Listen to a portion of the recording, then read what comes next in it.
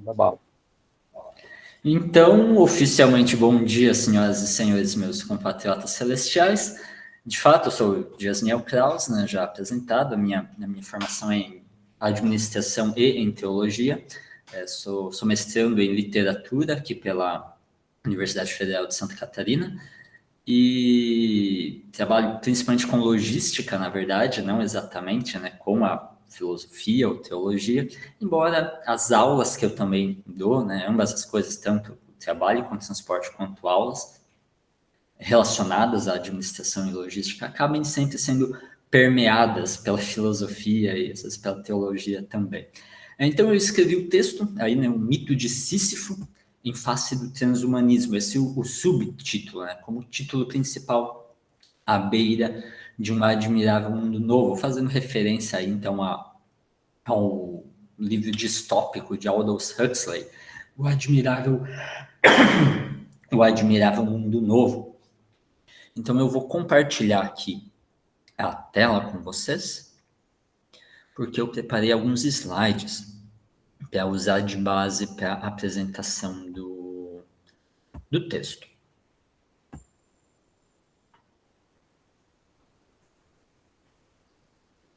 Ok, parece que já está compartilhado, né?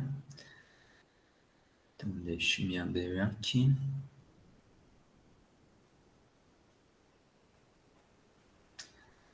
Se eu passar um pouco do tempo, vocês me puxem a orelha e me mandem parar. Eu acabo, por vezes, vídeos, textos, né, as resenhas do canal, por vezes eu acabo falando mais do que o previsto. Mas então tá aí. A beira de um admirável mundo novo, o mito de Sísifo em face do transhumanismo. Eu inicio com essa citação do Euler, Renato Westphal, é professor aqui na Faculdade Luterana de Teologia, foi meu professor também, alguém bastante ligado às questões da bioética, e ele escreve também acerca da morte, né? Apesar dessa proximidade da morte, ela não se nos torna familiar, né? A gente sempre continua estranhando a existência dela. Ela é aquilo que de mais próximo temos e, ao mesmo tempo, é o que de mais estranho nós experimentamos. Nesse sentido, eu inicio o texto, né, publicado nos Mundos, falando de alguns textos antigos que já tratam sobre esse aspecto da morte, vida e morte, a busca pela imortalidade, a busca pela eternidade. Então, eu menciono a epopeia de Gilgamesh, que já traz esse aspecto, né, do rei buscando a imortalidade, mas nós temos o livro dos mortos, dos egípcios também, tratando desse aspecto da vida após a morte, ou seja, é próprio do ser humano a busca pelo além, né? A não aceitação da morte. Nós temos uma clara impressão de que, embora nós não conheçamos outra realidade que não seja essa realidade mortal, mas nós estranhamos ela, nós sentimos que ela não deveria ser assim, né? Que a morte ela não deveria, que é um ser estranho a nós. Né? Nós reagimos à velocidade do tempo porque na profundeza das nossas almas nós somos feitos para a eternidade. Né? Nós ansiamos, o texto dos Hebreus já vai trazer que Deus implantou no coração humano desejo pela eternidade, né? Eu digo dos Hebreus, o nosso Antigo Testamento, né? Não é particularidade deles, mas então nós ansiamos isso desde as mais tenras idades da humanidade, é próprio do ser humano, independente da sua cultura. E aí, um outro exemplo relacionado com a antiguidade, né? Temos a epopeia de Gilgamesh, temos o livro dos mortos, mas nós temos também o mito de Sísifo, que também vai trazer esse aspecto da morte, o ser humano tentando, a partir da sua inteligência, da sua sagacidade, conquistar a morte, vencê-la. Então eu vou expor aqui bem brevemente, né, o mito de Sísifo. Provavelmente, né, a grande maioria de vocês, se não todos vocês, já estão bem por dentro, já sabem de cor e salteado do que se trata, mas não custa relembrar também, e fica gravado, né, para para os demais. Então nós temos Sísifo, que é o rei de Corinto, o fundador e primeiro rei de Corinto, e ele presencia, ele vê o rapto de Egina, que é filha de um deus rio chamado Asopo. E esse rapto, ele se dá por Zeus, fazendo uso de uma águia, né? A águia, que é um animal de Zeus, pertencente a Zeus, e é o instrumento de Zeus para esse rapto de Egina. Zeus que é chegado, né, a conhecer outras mulheres e tal, e acaba também raptando Egina com esse fim. Então, quando Asopo está procurando por sua filha e ele questiona Sísifo, que não é bobo nem nada, né, um verdadeiro brasileiro, né, tem seus jeitos e tenta tirar proveito dessa situação, e ele então oferece respostas a Asopo desde que ele recebesse uma fonte de água para Corinto, né, a primeira delação premiada que a gente encontra aí na história, né? E então ele entrega a Zeus, ele, depois de receber a fonte de água, ele dedura Zeus, fala que não, Zeus que levou a sua filha e tudo mais, o que deixa Zeus muito irritado com Sísifo e manda Thanatos ir buscar Sísifo, né? O Sísifo está então condenado à morte pelo próprio Zeus. Thanatos vai lá buscar Sísifo, e Sísifo, que não é bobo nem nada, engana Thanatos, né? Quando vê, apela para o seu orgulho. Nossa, mas você é muito mais bonito do que eu imaginava, né? Eu pensei que a morte era muito diferente. Não sei se essas eram as palavras, né? Mas, enfim. E convence Thanatos a colocar um colar em Thanatos para deixá-lo ainda mais belo, né? Ainda mais deslumbrante. E esse colar, no fim das contas, se prova, na verdade, uma espécie de coleira, e Sísifo, então, aprisiona, acorrenta Thanatos. Então, o jogo vira, né? Thanatos, que era para aprisionar Sísifo e levá-lo para o mundo dos mortos, acaba ele próprio sendo aprisionado. Só que daí nós temos um problema, não apenas Sísifo não morre, mas ninguém mais morre, né? Então nós temos as guerras acontecendo, nós temos a vida acontecendo, e o Hades simplesmente não recebe mais ninguém mais está morrendo. Como assim? Então Plutão fica louco, Ares fica louco, e temos que dar um jeito nisso aí. Então Plutão envia Ares para buscar Sísifo, para libertar Thanatos, né? Buscar Sísifo, e é o que ele faz. Ares, o deus da guerra, vai lá, então, libertar Thanatos e buscar Sísifo. Ok, vamos junto, então. Mas Sísifo, que não é bobo nem nada, pede para sua esposa, Mérope, para que ela não sepultasse, não desse as honras fúnebres ao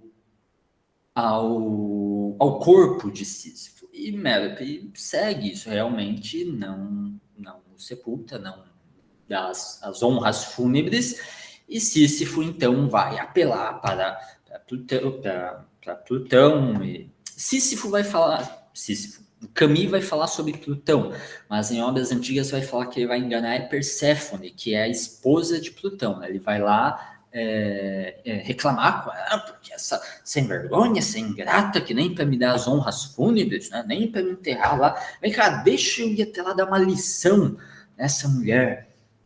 E Perséfone, né, acaba acreditando em Sísifo e deixando ele voltar para a vida, para dar um jeito na sua mulher, né, puni-la, dar uma lição nela e voltar para o mundo dos mortos. Sísifo, claro que não é bobo nem nada, não faz isso. Ele volta à vida, mas pega sua mulher e foge, né? Foge, se esconde e acaba vivendo por muito mais anos do que deveria na Terra, até que por fim realmente não tem jeito, vão lá buscar ele, levam ele à força para o mundo dos mortos, e então ele é punido, tendo que rolar uma pedra gigantesca montanha acima. No quadro aqui exposto no slide, ele carrega nos ombros, né? Mas geralmente é dito sobre ele estar rolando aquela pedra para cima do monte, para tão somente quando está quase chegando lá, aquela pedra acaba por escorregar e rola tudo de novo abaixo, onde ele tem então recomeçar o seu trabalho. E a gente acaba então usando desse apelido, né, o trabalho de Sísifo, para também no meio da administração, no meio da logística, do trabalho como um todo, apelidando aqueles trabalhos extenuantes e que não servem para nada, né? Trabalhos que só servem para ter de ser refeitos novamente. O trabalho de Sísifo, né? Leva, só para voltar aquilo tudo de novo. Esse é o castigo dele por achar que conseguiria vencer a morte por sua própria razão, por sua própria inteligência e sagacidade. Então, aqui uma citação do meu próprio texto, né? O mito de Sísifo apresenta o ser humano, nós, seres humanos, julgando-se mais poderosos que a própria morte, acreditando-se capazes de enganá-la e vencê-la por sua sagacidade. Ocorre que não apenas os antigos, mas também nós, agora, no século XXI, pensadores acreditam poder vencer a morte através da inteligência. E dados avanços científicos, né, mais recentes, que nós estamos presenciando, também a partir da sua mais desenvolvida tecnologia. Então, usando da tecnologia para vencer a morte. Não apenas palavras como Sísifo, né, enganando sagazmente a morte e Perséfone, mas hoje usando também da tecnologia, da ciência, para vencer a morte. E isso nos leva diretamente para o assunto do transhumanismo, então. O último inimigo, fazendo uma referência bíblica, o transhumanismo como tentativa de conquistar a morte por meios tecnológicos, né? Será que nós hoje conseguiremos vencer a morte finalmente fazendo uso dos nossos meios tecnológicos?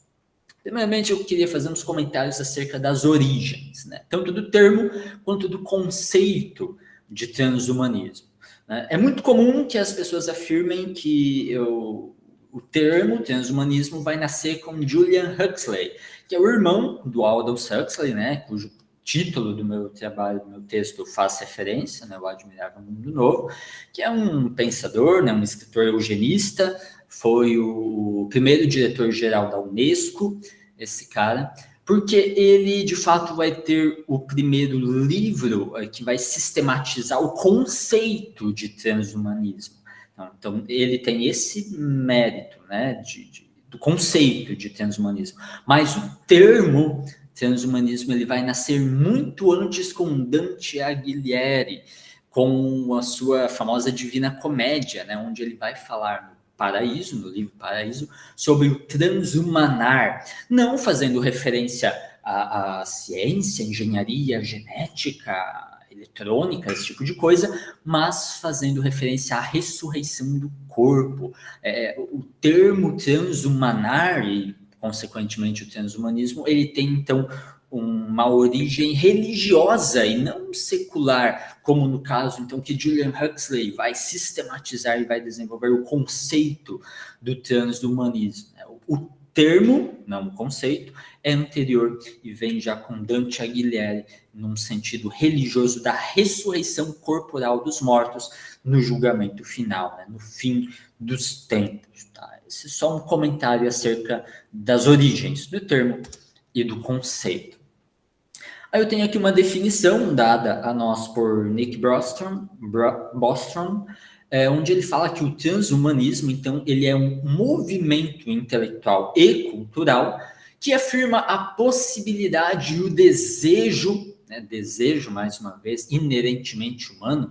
Na apologética, inclusive, a gente pode trabalhar esse aspecto todo do desejo humano como um indício para o que o ser humano é criado, né? A gente chama isso de predicamento humano. O ser humano tem desejos não satisfeitos no mundo, coisa que Lewis vai dizer que, então, isso é sinal de que nós fomos feitos para outro mundo, né? O desejo sempre volta à tona. Então, a possibilidade e o desejo de melhorar fundamentalmente a condição humana, por meio, não da conversão, não da ação divina, mas por meio da razão aplicada, especialmente desenvolvendo e tornando amplamente disponíveis tecnologias para eliminar o envelhecimento e melhorar enormemente o desenvolvimento intelectual, físico e capacidades psicológicas. Isso seria, então, para Bostrom, o conceito de transhumanismo. Outros vão trazer ainda esse aspecto do vencer a própria morte, né? Ele acaba deixando isso nesse aspecto de lado, né? Nessa citação de lado, mas outros afirmaram isso, que o objetivo último do transhumanismo é melhorando até o ponto de nós termos conquistado a morte, termos vencido finalmente a morte e conquistado a imortalidade e a vida eterna, né? Aqui e agora, por nossos próprios meios, né? Isso seria, então, o transhumanismo, e é nisso que a gente vai se basear para estar falando aí ao longo do texto, ao longo da apresentação. Então, como primeiro ponto, né, dessa iniciativa toda, eu penso na engenharia genética, nascendo ali com essa questão da fertilização in vitro, né, podendo ser usado para casais que têm dificuldade de engravidar, tem algum tipo de doença genética que tem um certo receio, né, de transmitir isso para a prole. Né? Então, na fertilização in vitro, a gente poderia antecipar certas doenças, né, identificar certas doenças e tratá-las já antes do nascimento, né, evitar que aquela criança já nascesse com determinado problema. Ok, aí entra o ponto, né, do meu segundo tópico, da não existência de uma linha divisória entre aquilo que é cura, né, entre eu pensar e desenvolver um tipo de tecnologia para, digamos, devolver a vista aos cegos, né, devolver os movimentos a um paralítico, ou coisas assim, né, coisas nobres, coisas belas, bonitas, né, que se faz. Mas não há distinção entre eu parar nisso e eu aprimorar o ser humano. Eu usar da engenharia genética não apenas para evitar que uma criança nasça cega, mas fazer com que ela nasça com uma visão muito acima da normal, com uma força muito acima da normal, com uma inteligência muito acima da normal, e por aí vai, né, etc., ad infinitum. Né?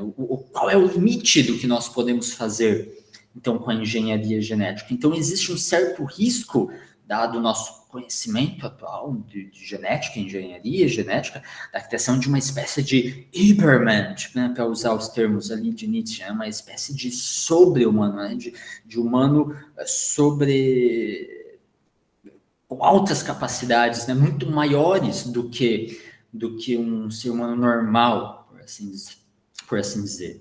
E aí, entre esse aspecto todo, não apenas do tratamento de certas doenças, né, do tratamento de alguém que possui, mas da seleção, né, do descarte de embriões que apresentariam certas doenças, né, ao invés de serem tratados, trabalhados, mas sendo descartados, né, e aqueles que são, então, mantidos e existe a possibilidade, então, de eles nascerem e se desenvolverem, levanta questões éticas acerca, então, do início da vida humana.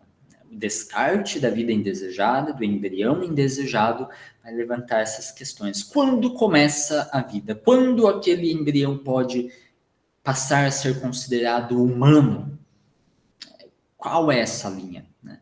Assim como não existe uma linha divisória clara entre cura e aprimoramento, essa linha se torna ainda pior quando o assunto é o início da vida humana.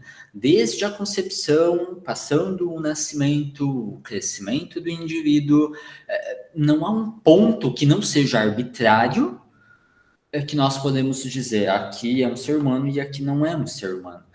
Porque todas essas fases são fases do desenvolvimento humano. Desde a concepção, aquela amontoado de células, que alguns falarão, ele é um amontoado de células humanas. Eu sou um amontoado de células, né? Nós somos amontoados de células. Então, cada uma das fases do desenvolvimento humano, cada uma das fases do embrião, desde a concepção, já fases do desenvolvimento que já é humano. Então, não há essa distinção clara e que não seja arbitrária. Essa é uma questão que acaba sendo levantada com esse aspecto todo da engenharia genética. essa possibilidade da criação do Übermensch e essa questão sobre a vida humana, o valor da vida humana também. Então, essas discussões, né, de engenharia genética, Übermensch, eugenia, isso acaba nos levando naturalmente para o exemplo da Alemanha nazista, né? O tema da eugenia teve o seu ápice, né, no que nós vimos acontecendo, então, na Alemanha, né, que se baseou muito nas ideias eugenistas. Aqui uma citação do John Lennox, o famoso matemático de Oxford, certamente conhecido por vocês também. Então, na Alemanha, onde os nazistas imaginaram que poderiam criar um sobre-humano, Übermensch, né, nos termos, ariano, pelo que chamavam de criação científica, sempre assim, né? Sempre uma nomenclatura bonita, uma nomenclatura científica. Cara, a eugenia vestia muito uma roupa científica. Aquilo era a mais pura ciência, o mais alto desenvolvimento científico para a época. Que é, então, né, criação científica, um eufemismo cínico que envolvia a morte de pessoas consideradas descartáveis porque eram consideradas mental ou fisicamente abaixo do padrão, ou inadequadas, ou racialmente impuras. Hitler essencialmente assumiu a ideia de sobrevivência do mais apto e aplicou-a aos seres humanos em sua busca pelo Übermensch. Isso levou ao extermínio de milhões de judeus, poloneses e outros indesejáveis na violência mais depravada que o mundo já viu. No texto eu faço uma citação do livro chamado De Darwin a Hitler, recomendo fortemente a leitura dele, muito interessante, né? O autor vai, ao longo do livro todo, altamente documentado, trazer esse aspecto de como a filosofia, antes do que a prática, né, os pressupostos filosóficos adotados por Hitler, e que fazia parte da mais alta ciência, não apenas na Inglaterra, mas ao redor do mundo. A gente viu Julian Huxley, por exemplo, um eugenista, né, e tantos outros também nos Estados Unidos e ao redor do mundo como um todo, né? Mas isso acabou tendo o ápice da prática, né? O ápice prático na Alemanha ali no que aconteceu no século passado, né? Década passada, século passado. Não, década não, é só século passado. Então eu recomendo fortemente essa leitura, né? Se tiver a oportunidade, de Darwin a Hitler, é muito, muito interessante. Mas não apenas essa questão da engenharia genética, né? O aprimoramento do próprio ser humano se tornando biologicamente melhor, vencendo biologicamente a morte, mas existe também a outra possibilidade, que é o incremento da vida biológica com o eletrônico daí. E aqui uma citação então de Mark O'Connell. Eles acreditam que podemos e devemos erradicar o envelhecimento como causa de morte. Que podemos e devemos usar a tecnologia para aumentar nossos corpos e nossas mentes. Que podemos e devemos nos fundir com as máquinas, refazendo-nos, enfim, a imagem de nossos próprios ideais superiores.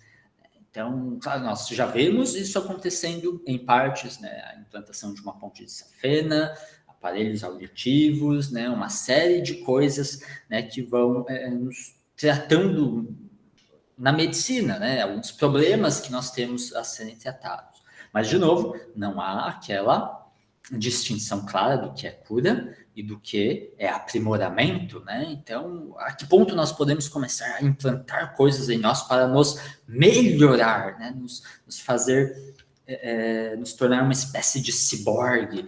Então, aqui o autor não menciona, mas alguns vão levar esse incremento da vida biológica com o eletrônico até o ápice de nós simplesmente sermos totalmente eletrônicos. Então, né, se nós termos abandonado a vida biológica em prol da vida eletrônica, né, termos deixado a base do carbono para adotar a base do silício, né, em nosso próprio ser, onde nós podemos transferir as nossas memórias, a nossa consciência, de certa forma, para computadores.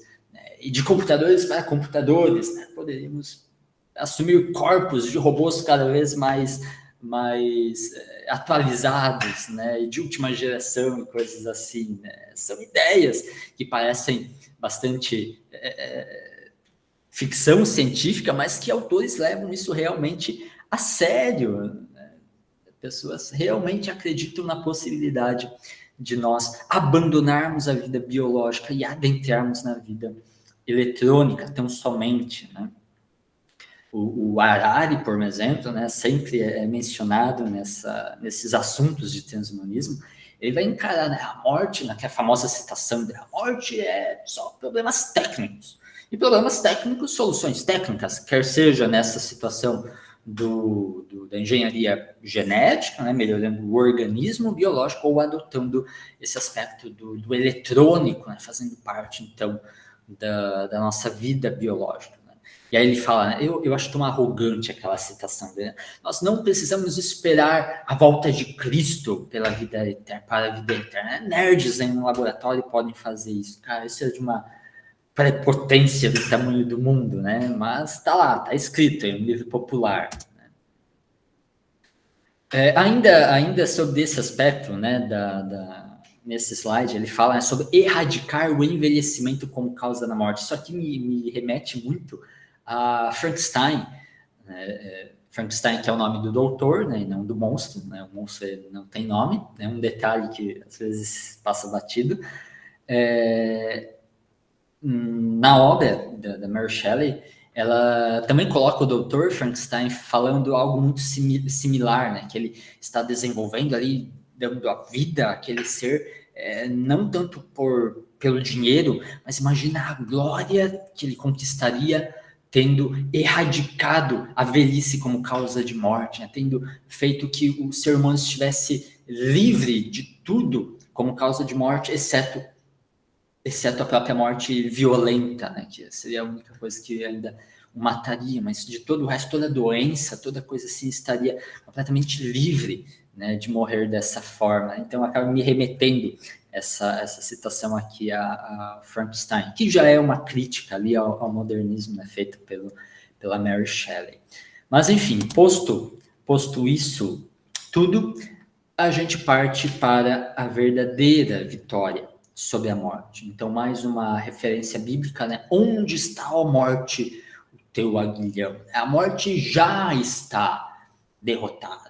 Nós, entre aspas, né, enquanto humanidade, tentamos vencê-la no aqui e agora, sem levar em conta que ela, na verdade, já está vencida pela obra do próprio Deus. E, nesse sentido, a cosmovisão que nós adotamos vai mudar tudo.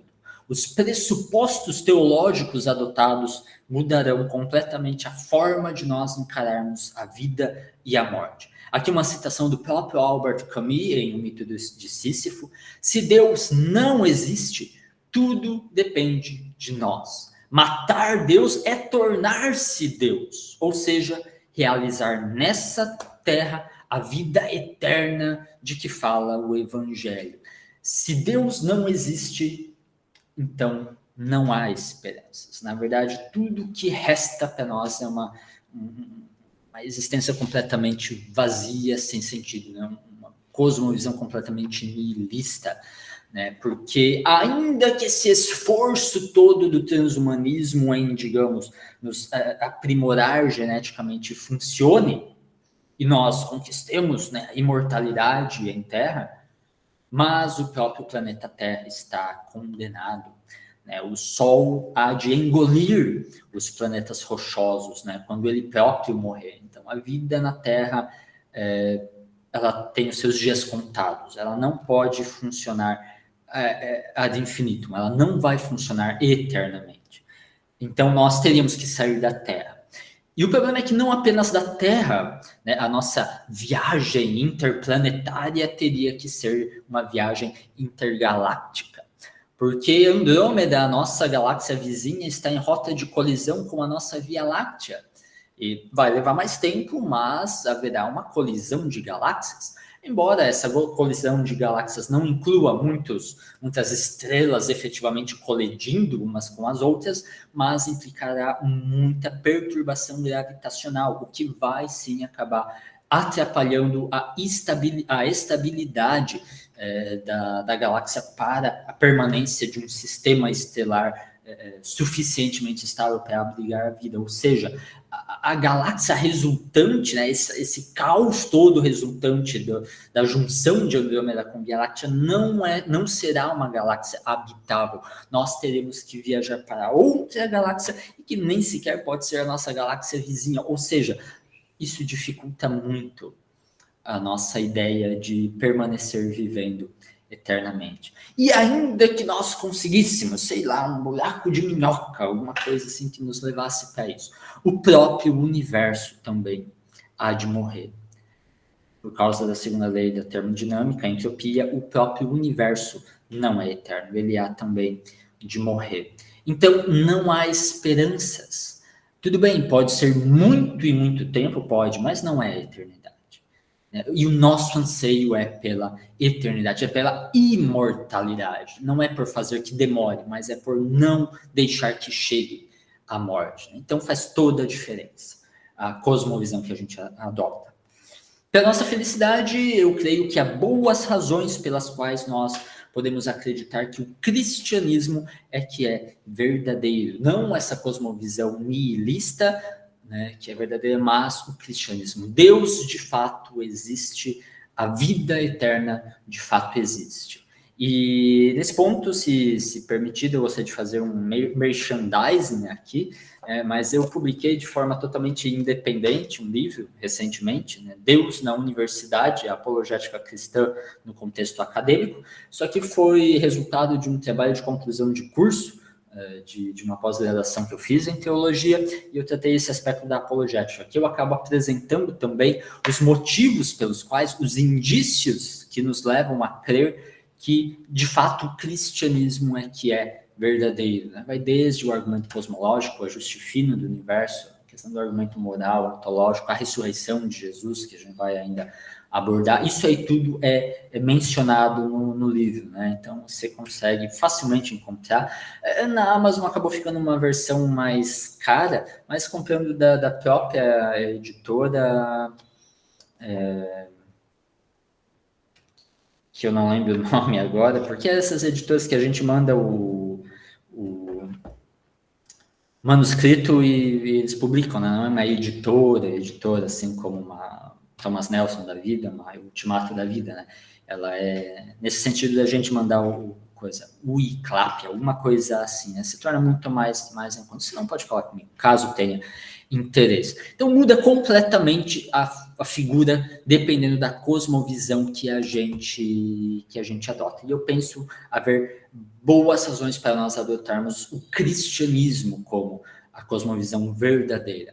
A despeito do entendimento de Harari de que a morte não passa de um problema técnico, como ele diz, ela é mais do que isso, muito mais do que isso. Ela é fruto do pecado. Isso está afirmado em 1 Coríntios 15, 21, o que é irônico, né? Porque a parte do anacronismo, claro, estamos falando de literatura bíblica versus uma mitologia, mas Cici foi o primeiro rei de Corinto, né? Então ele deveria ter considerado com seriedade tais palavras, né?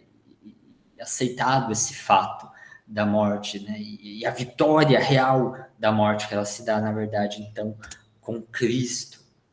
Tá certo? Então, a mensagem cristã é que a morte física já foi vencida, no sentido de que Jesus ressuscitou dos mortos e temos boas razões para acreditar nisso. A sua ressurreição não foi o resultado de tecnologia médica avançada ou engenharia biológica, mas da ação direta do poder divino de Deus atuando lá.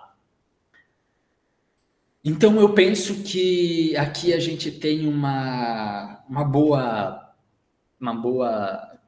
contraposição de duas pedras rolando como conclusão do trabalho. Eu não vou adentrar nos detalhes aqui de quais são as razões pelas quais a gente pode acreditar que Jesus de fato ressuscitou, né? Mas a gente pode conversar sobre isso depois.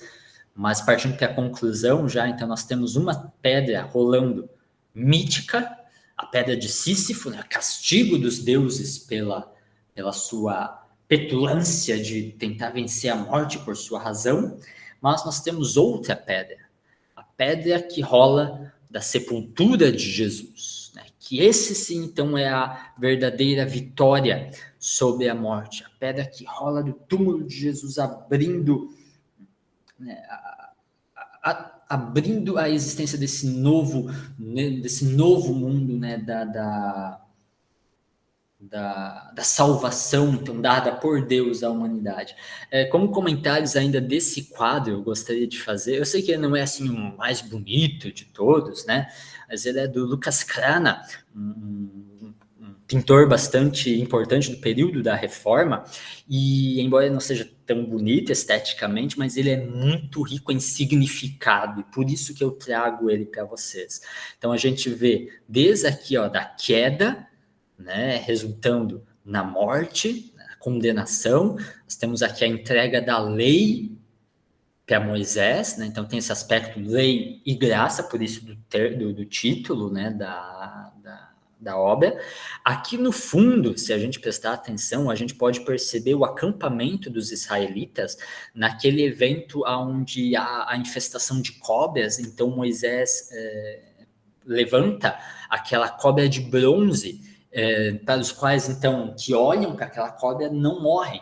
E isso tudo já é uma tipologia para Cristo, que é, então, pendurado, que é erguido também em madeiro, e aqueles que olham para Cristo, né, se entregam a Ele, também não se perdem, então, não morrem, nesse sentido, né, também conquistam a vida. Então, aqui nós temos, né, apontando para esse pecador, né, que está desesperado pela lei, pela condenação. Nós temos Moisés como representante, então, da lei, e aqui temos João Batista como representante, então, dos profetas, né?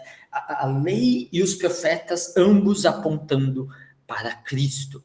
O Cristo crucificado, que então vence aqui a morte, nós temos o esqueleto aqui, e o Cristo ressurreto, então, pisando em cima da morte, do diabo e do inferno, né? A vitória final e real sobre a morte.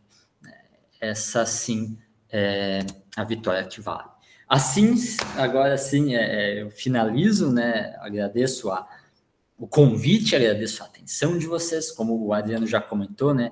Se tiverem interesse, eu tenho ali o canal Teofilia Resenhas, eu faço algumas resenhas de algumas literaturas, né? Que eu ando lendo. Tenho postado menos do que eu gostaria, muitos livros já lidos, assim, que eu idealizei comigo mesmo a resenha e até hoje não consigo gravar, porque sempre inclui, né, a gravação, inclui a edição e não tem me sobrado tanto tempo quanto eu gostaria. Mas podem dar uma verificada, tem a resenha, inclusive, de Deus a Darwin, de Darwin a Hitler, lá, caso queiram dar uma olhada. Como a Adriana comentou, às vezes resenhas um tanto compridas, né, bastante detalhadas, mas é o estilo que eu gosto de fazer, né? Opções ali de contato, caso queiram contactar, e também o link ali do meu username do Instagram, caso queiram também acompanhar por lá.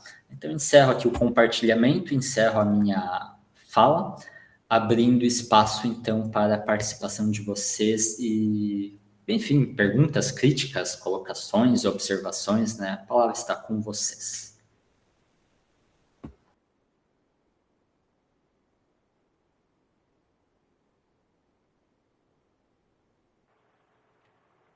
Gente, podem ficar aí, eu tenho um comentário, mas quero deixar vocês primeiro aí.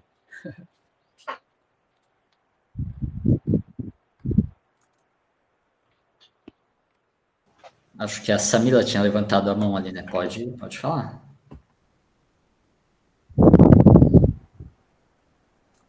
Bom dia, pessoal. Parabéns, professor. Muito boa a apresentação. Eu fico pensando, eu gostei muito do seu texto, justamente porque reflete o terror daquele livro Admirável Mundo Novo. Eu acredito que a gente já vive o que o Huxley descreveu naquele livro, né? Já Já vivemos tomando medicações para ficarmos felizes, para tirar a gente da tristeza, enfim. E todo esse cruzamento com transhumanismo, né? Não existe nenhuma possibilidade, eu sempre me pego pensando, não existe nenhuma possibilidade de que a gente possa usar o transhumanismo de uma forma positiva. O que o senhor acha sobre isso? Eu acho que enquanto a gente está lidando com aspectos de cura, né, aspectos de devolver a visão a cegos, no texto eu menciono aquele exemplo da abertura não lembro se foi uma Copa do Mundo ou uma Olimpíadas, alguma coisa assim aqui no Brasil.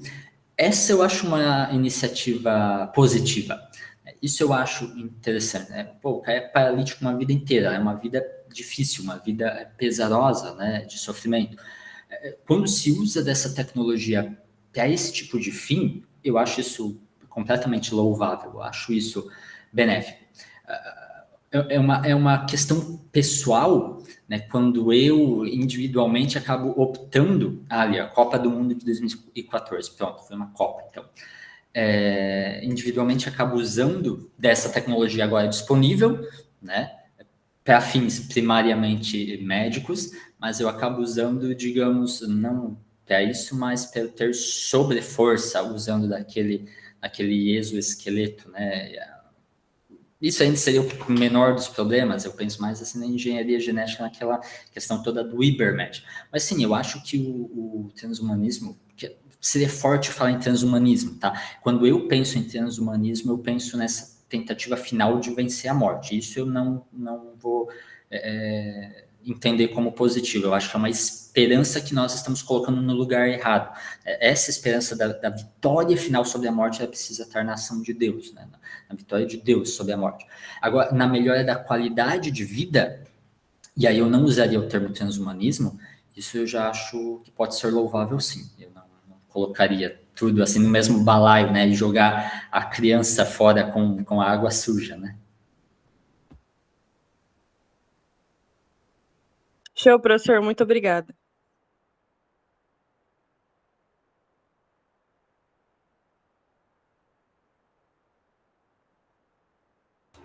Fazer uma pergunta, aproveitando. Muito bom, Daniel. O teu texto, muito legal. Mas eu fiquei pensando aqui, né? Porque você menciona o Camus, né, e lá no final do mito de Sísifo, ele fala que é possível imaginar Sísifo feliz, né? Essa é a grande questão que não faz nenhum sentido para mim, mas ele fala que é possível imaginar o Sísifo feliz. E eu queria jogar para você, né? E se a gente está vivendo mais, estamos vivendo muito mais, né?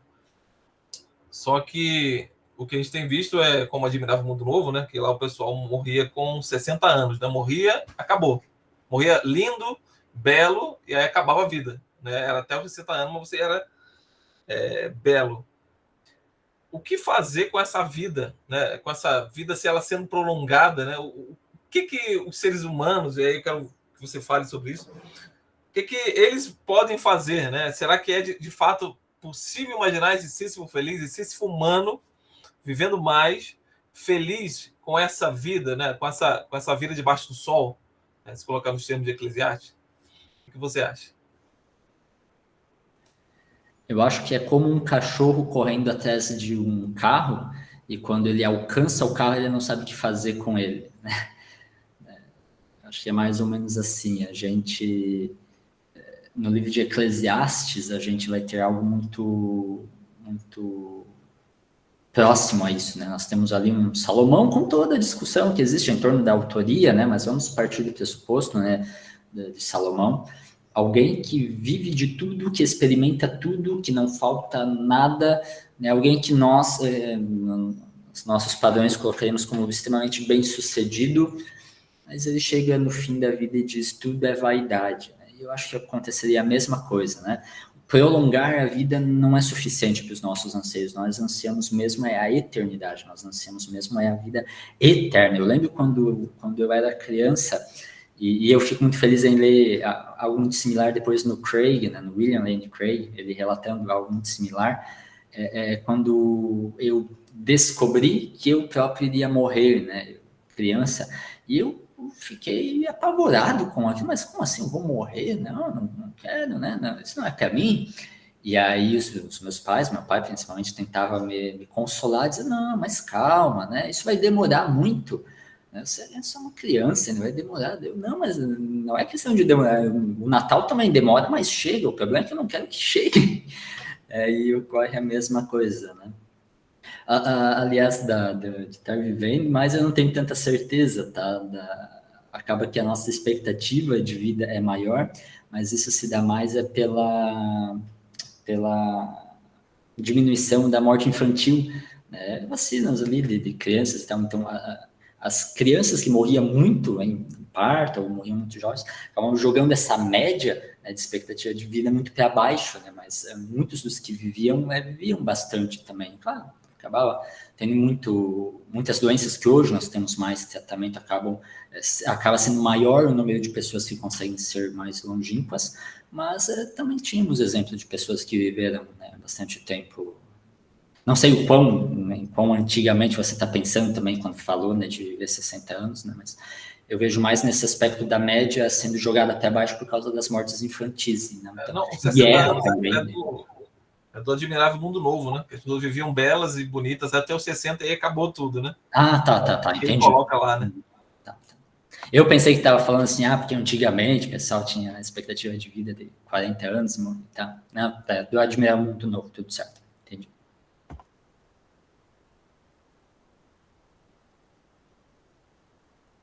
É isso aí, muito bom. Muito bom. Parabéns pelo texto. E aí continuar escrevendo, né? Isso aí, né? Estamos aí na lida. Só que o mundo acadêmico é injusto, né? Esses dias eu tentei submeter um artigo num periódico aí, periódico maior, assim, né? Aí eles me retornaram, assim, decisão editorial, rejeitar o texto, nós priorizamos a publicação de doutores. Tá bom. Nenhum comentário acerca do texto propriamente dito, né? Não sei o que eles acharam da qualidade, mas não tem doutorado, sai fora daqui, seu mero mortal, né? É o problema das coisas das políticas hoje, né? E não só da revista mesmo, porque elas, para ter agora talvez vai mudar, sabe? Por causa dessa questão do Qualis, né? Que agora não tem mais isso a ver com a revista, mas com o artigo em si. Então, vamos ver, né? Como é que vai. Parece interessante, porque essa questão do Qualis, né? Ela obrigava as revistas, se elas queriam ser, então, né? Só ter doutor ali que publicasse. Então, isso eleva, né?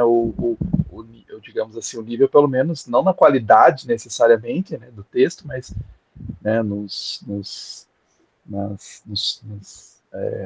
elementos lá que se tem, né? Então, publicado só por doutor, não sei o quê, né? Às vezes, nas revistas, eles aceitam assim, tipo, coautoria, né? Então, muitas pessoas faziam isso, né? Então, pega um professor lá, doutor, e é o artigo do aluno, né? De mestrado e tal. Então, agora talvez mude isso, né? Mas é bem isso, o cara nem examina o artigo, na verdade, né? O editor, ele já pega e já corta, né? Porque, não vou nem ler o artigo, porque não é doutor.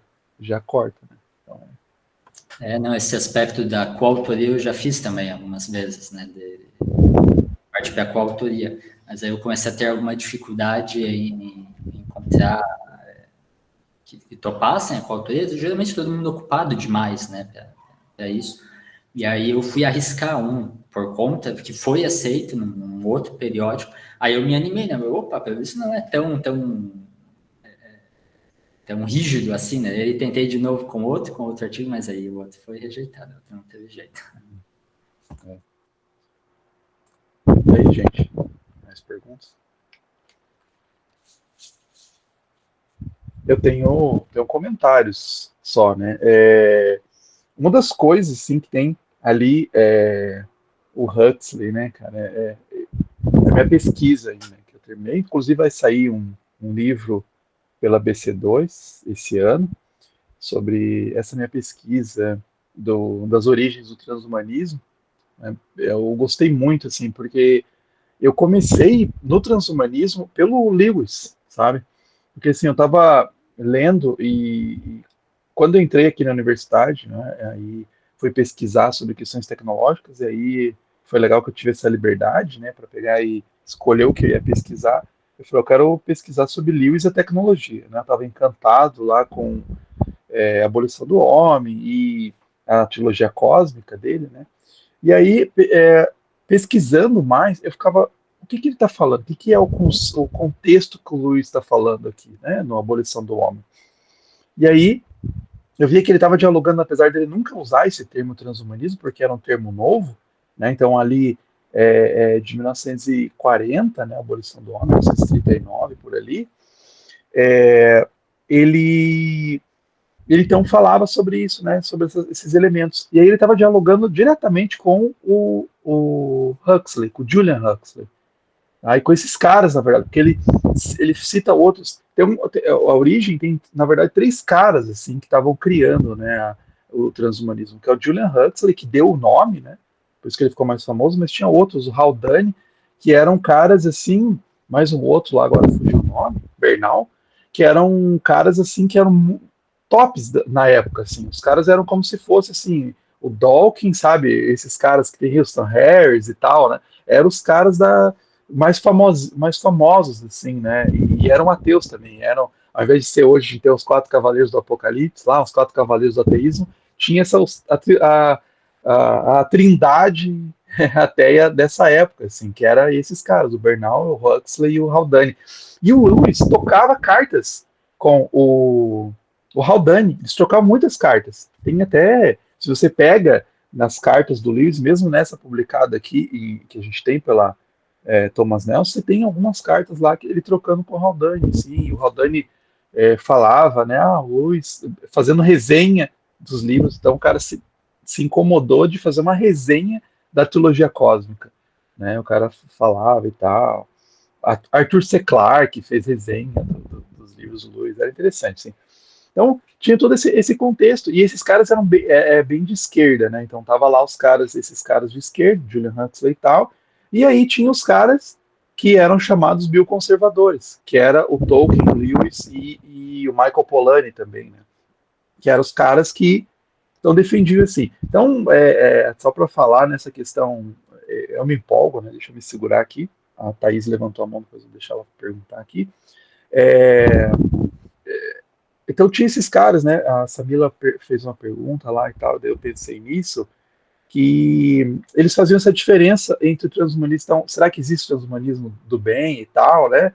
Mas eles faziam essa diferença, né? Então, o transhumanismo é uma que existe até hoje, né?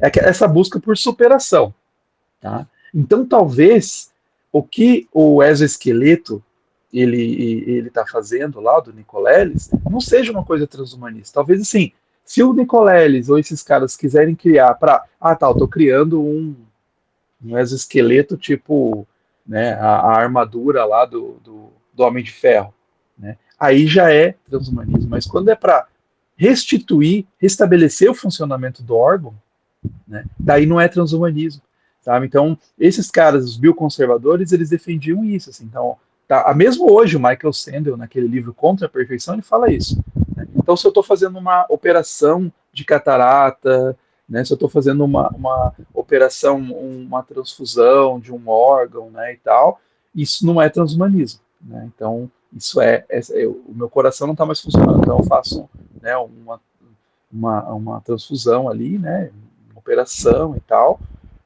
e agora volta a funcionamento normal, como se devia ser. Agora, se eu faço uma operação para enxergar no escuro, se eu faço, né, para ganhar uma força maior, aí isso, claro que rompeu, né, o limite. Claro que esse limite é bem complexo, né, porque, por exemplo, né, até onde que é. Então tem um debate ético bem forte aí, né. Mas normalmente é claro, né.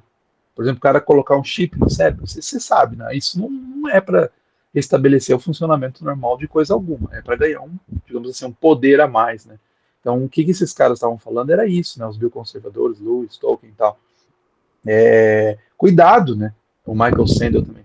Cuidado, porque você não sabe as implicações de você fazer isso. Esse é o problema, né? Você pode estar alterando a natureza humana, você pode culminar na abolição do homem, que era o que o Lewis defendia, né? Você quer dizer, você vai fazendo uma coisa, você vai alterando alguma coisa, vai dar problema a longo prazo, e você não sabe, né? Talvez tenha um motivo porque a gente é assim, né? Inclusive dá para você dialogar, e o Lewis fazia isso, né?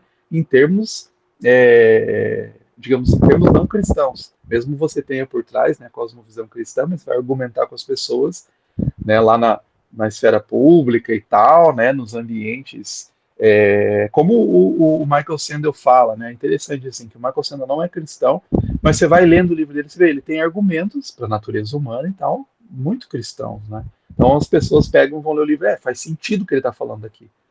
Então isso é interessante, né, eu acho que é uma questão bem importante para se discutir hoje, né, essa questão do transhumanismo, a gente estudou, né, o livro lá, o Transhumanismo é a Imagem de Deus, né, porque tem pessoas que não têm essa noção, né? Falam assim, são muito otimistas, né, com a tecnologia. Vamos aproveitar, né, essas inovações aí para melhorar a espécie humana. Mas o que é esse melhoramento? Enfim, só comentário. Ainda antes da Thaís, eu só queria comentar esse aspecto todo dos limites ali, né? Eu gosto de uma frase assim de que, embora haja a existência de algo como crepúsculo, mas isso não nos impede de discernir o dia da noite, né? Mesmo que o limite entre o que é dia e o que é noite seja turvo, mas o dia e a noite a gente consegue discernir bem, né? Enfim, Thaís? Bom dia. Eu queria só fazer algumas considerações não, né? Assim, eu fiquei refletindo e aí eu acho que seria legal talvez a gente pensar juntos a respeito, né?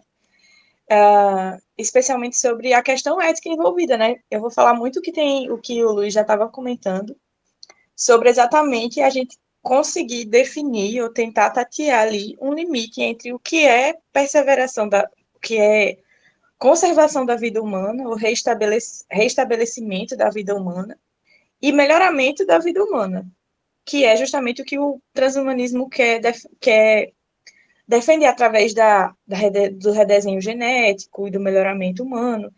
Então, assim, existe uma linha, ou não existe essa linha, né, muito tênue entre o que é você melhorar o ser humano e o que é você restabelecer a sua dignidade, né, no sentido das suas funções cognitivas e suas funções motoras, especialmente nas questões cognitivas, né? A gente está numa época de muitas de pessoas que estão nascendo, né, crianças que são neuroatípicas. Então, eu penso, né, daqui a 10, 15 anos ou 20 anos, se a gente não pode chegar a um momento em que, mas o que é ser atípico, no fim das contas? Será que a nossa condição aqui de atípico, será que não é tão atípico assim? E a gente pode começar a desenvolver chips cerebrais aqui que nos ajudem a ter um pensamento mais acelerado, ou um pensamento menos acelerado, ou um nível de processamento neural maior para a gente conseguir acompanhar aqui o processamento algorítmico. Como é que a gente pode, enquanto pesquisadores, né, que estamos pensando sobre isso, delimitar conceitos éticos que possam nortear as nossas discussões mesmo, né? Então, eu acho que minha consideração é muito mais nesse sentido, né? De pensar justamente onde é que está essa linha. E se a gente é capaz de traçá-la, né?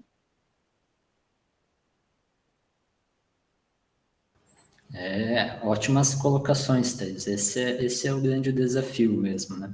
Por isso eu acabo me concentrando muito no texto e nas minhas colocações, mas nessa esperança acerca do vencer a morte. Esse, para mim, é um limite que não deve ser ultrapassado, né? É colocar a esperança no lugar errado.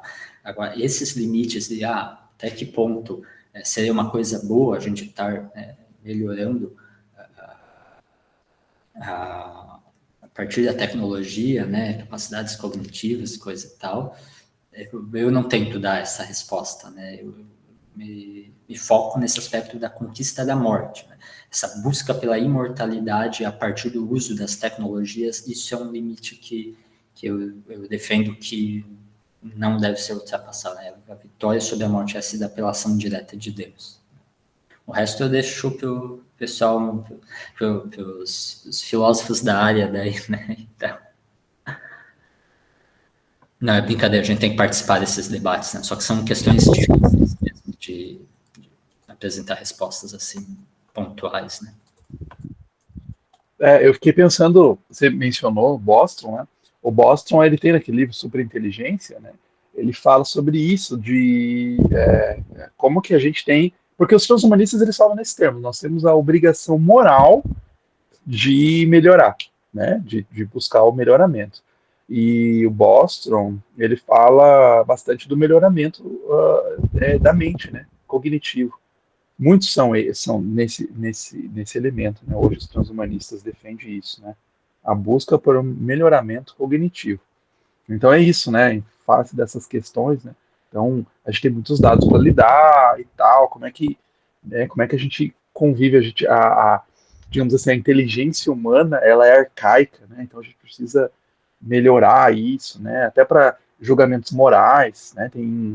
Eu escrevi um artigo, depois eu posso deixar, se alguém quiser. Escrevi um artigo com um cara do direito, foi bem interessante, sobre a questão de nós fomos contra os melhoramentos cognitivos. A gente publicou numa revista de ética, até a gente ficou assim, né? Caramba, né? Os caras tudo empolgado com isso, assim, na revista. A gente viu, né, pelos outros números da revista, eles são bem empolgados com essas questões, né, de melhoramentos cognitivos, né, e, na verdade, transhumanismo e tecnologia, né, e tal. E a gente ficou pensando, né, era um número até específico sobre essas questões, né, transhumanistas e tal. E aí a gente ficou, né, vamos ver, né, vamos tentar, né, ver se a gente vai ser aceito. E foi aceito, foi bem interessante, assim, porque a gente falamos contra, e caras bem reconhecidos academicamente, inclusive, né, o Savulesco, que é um dos caras que eram companheiros do Nick Bostrom. O Nick Bostrom era professor em Oxford, e aí fechou lá, eles tinham É interessante, porque eu até falo isso lá nos artigos, no meu livro também, que o transhumanismo surgiu em torno de Oxford, Julian Huxley dava aula lá e tal, e outros caras também, e o Lewis também, né, e tal.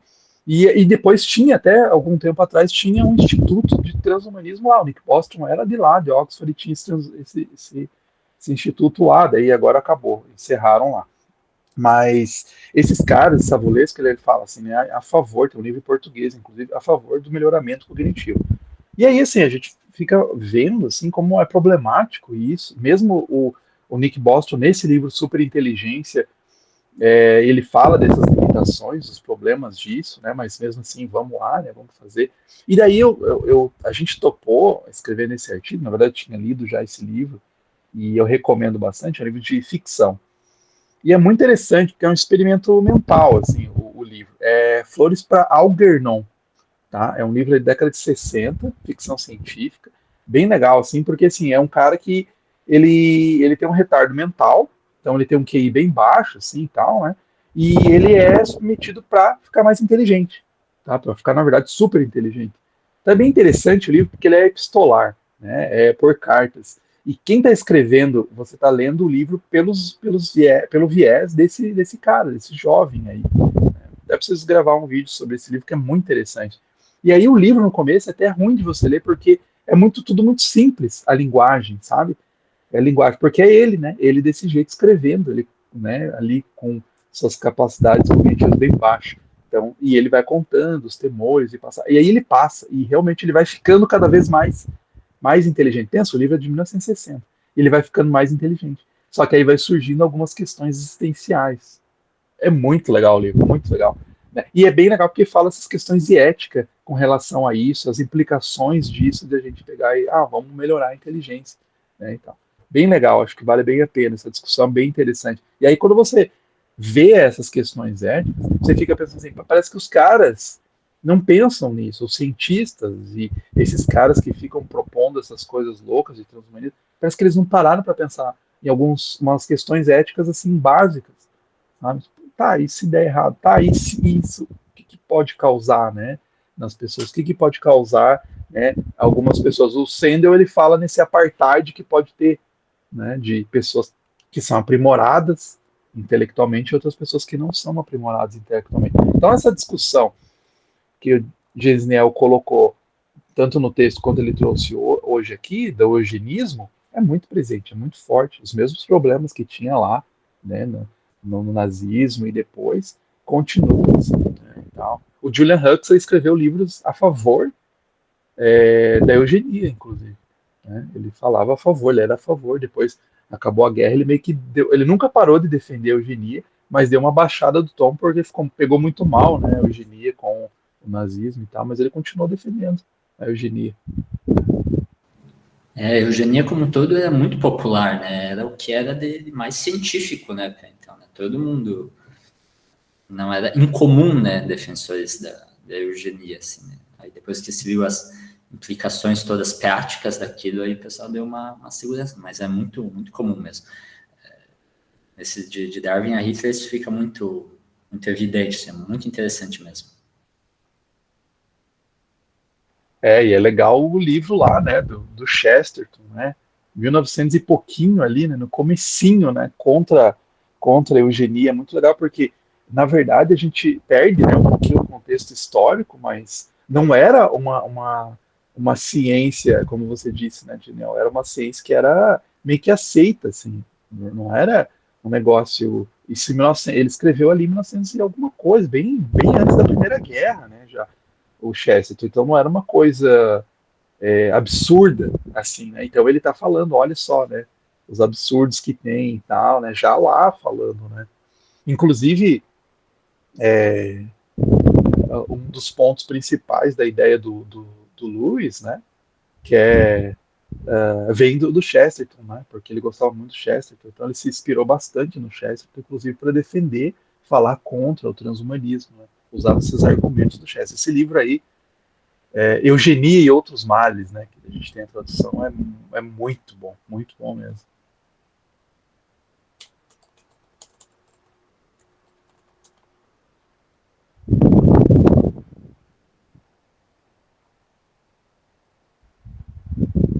E aí, gente, o que mais? Quero até pesquisar aqui a data que é esse aí.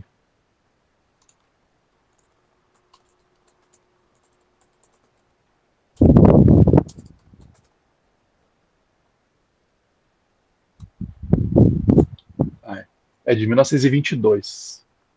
Então é logo depois da guerra, da Primeira Guerra. Eu queria compartilhar um pensamento que eu acabei de ter aqui em relação a tudo isso.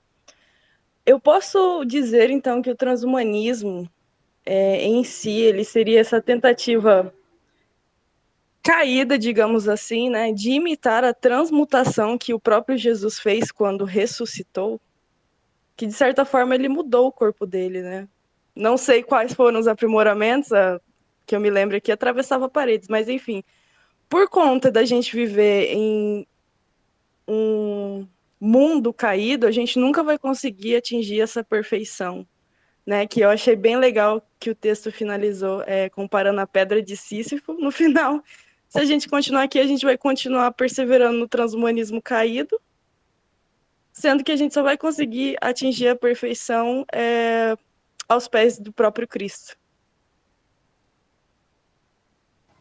Olha, esse é um insight que eu não tinha pensado, mas que boa ideia essa, né? Faz muito sentido, eu penso que faz muito sentido pensar assim, porque faz parte das nossas ambições, né? Deus nos criou para desejar a relação com Ele, para desejar a eternidade, para desejar. Nós encontramos a nossa satisfação na presença de Deus. Né? Dostoiévski vai descrever que nós temos o vazio do tamanho de Deus, né? E quando Cristo ressuscita, a gente pode mais ou menos idealizar que é o que a gente pode esperar para nós mesmos na ressurreição, né? Imagino eu. Então, talvez inconscientemente, né, o que nós estejamos tentando é alcançar por próprio esforço, né, por próprio mérito, algo que nos é prometido para a eternidade. Faria muito sentido, né? Mas eu não tinha tido esse insight. Foi muito, muito inteligente mesmo. É porque uma das coisas Pode falar. que... Ai, desculpa, atravessei alguém aí? Não, foi eu. Pode falar, pode falar. Eu esqueci o nome, mas tem um artista australiano que ele vai aplicar... ele está criando uma orelha para colocar no braço dele, né? E aí vai ser mais um ponto de informação que ele vai receber no seu corpo. Eu não sei se os transhumanistas pensam nisso, nessa questão do limite do corpo. Eu sei que eles querem transcender o limite do corpo, mas eu não sei se o cérebro seria capaz de lidar com esse tipo de situação, igual foi colocado em relação das crianças neurologicamente atípicas, né? Realmente tem nascido muita gente assim. Então, há uma transformação, agora eu estou especulando muito, tá, gente? Mas há uma transformação que está ocorrendo na população humana, que talvez esse seja o futuro. Não sei, talvez seja mudanças genéticas compiladas com tudo que a gente vem sofrendo, né? Tipo, muita informação. Então, talvez seria um jeito do cérebro lidar, não sei. Agora é especulação ao máximo, tá? Então, eu não sei se os transhumanistas consideram as limitações que eles tentam melhorar, digamos assim. No final, não vai dar certo isso aí, né? Porque sempre vai haver uma limitação, nunca vai atingir a essa perfeição que eles tanto desejam.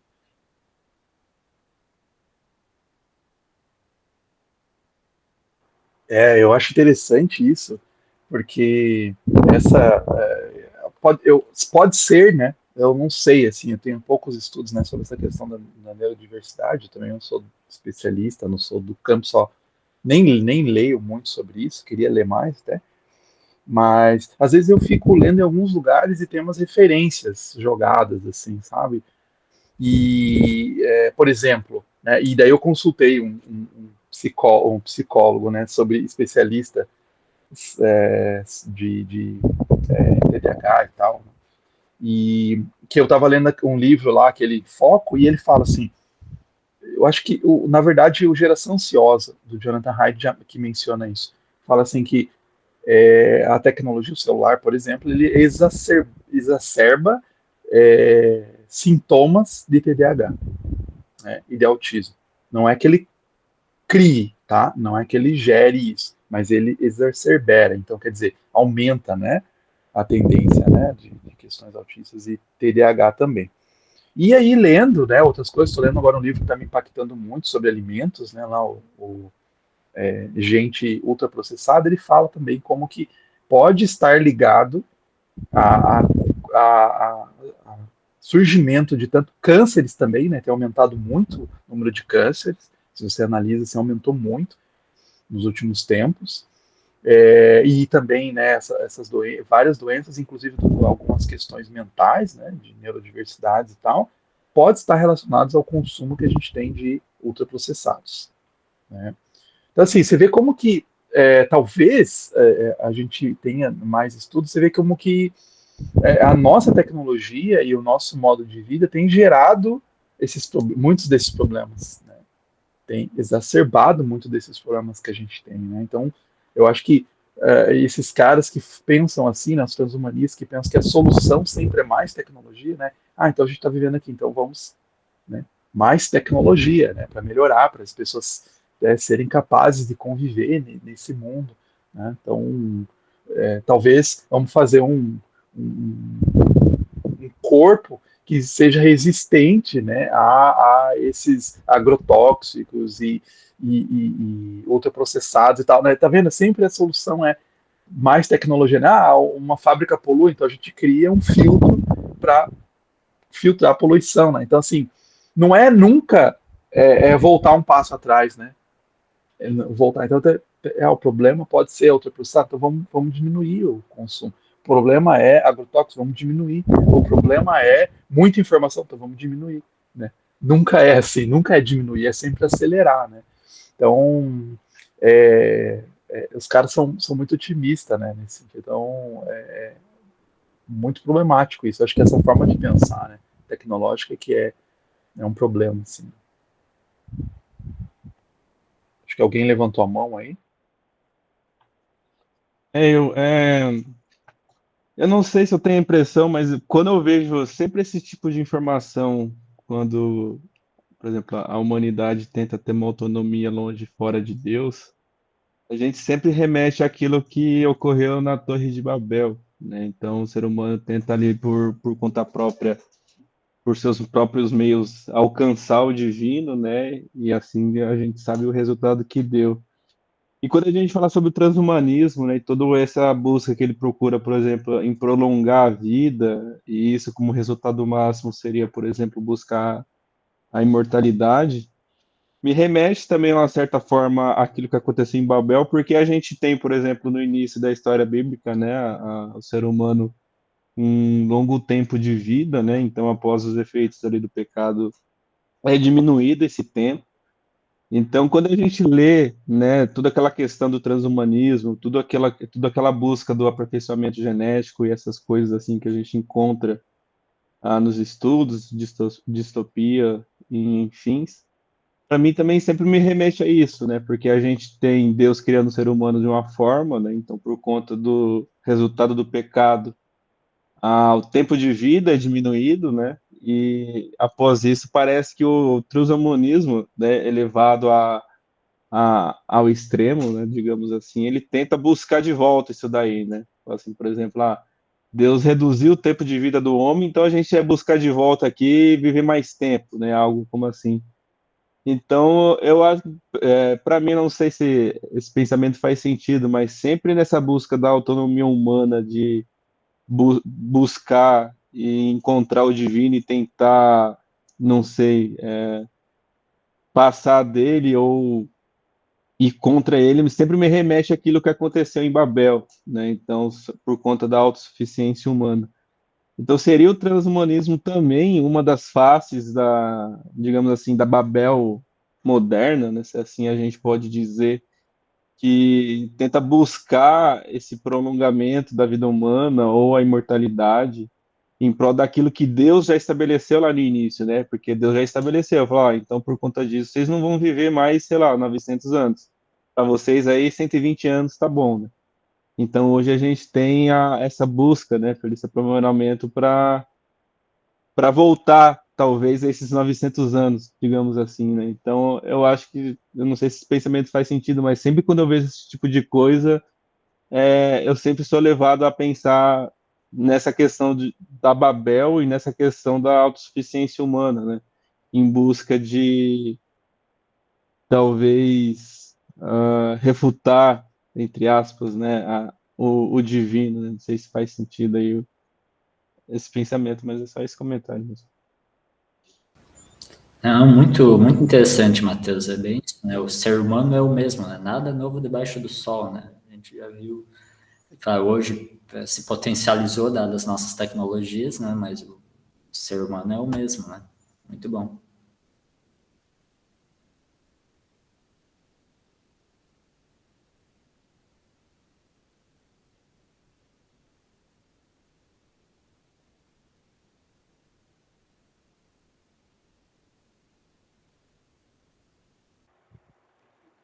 E aí, mais questões? Mais perguntas?